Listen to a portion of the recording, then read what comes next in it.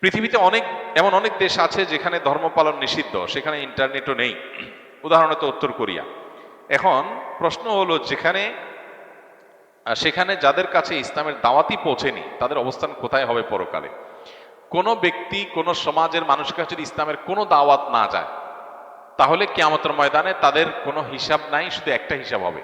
সেটা হলো তারা কোনো সৃষ্টিকর্তায় বিশ্বাস করছে কিনা, আল্লাহর একত্ববাদ বিশ্বাস করছে কিনা, এটুকু হিসাব নেওয়া হবে। বলে এটুকু কেন হিসাব নেওয়া হবে?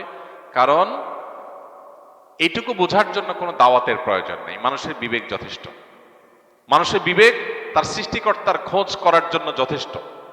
তার বিবেকই তাকে তাড়না দিবে যে আমাকে কি সৃষ্টি করলেন। এই পৃথিবী কি এমনি এমনি চলছে? এমনি এমনিতে একটা গাছের পাতাও নড়ে না, বাতাস আসে তাই পাতা নড়ে।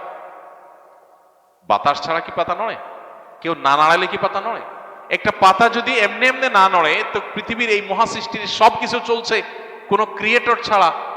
ক্রিয়েশন হচ্ছে ক্রিয়েটর ছাড়া, এটা তো অযৌক্তিক। অতএব এই ক্রিয়েশনটাই ক্রিয়েটরের অস্তিত্ব, মহান সৃষ্টিকর্তার অস্তিত্বের জানান দেয়।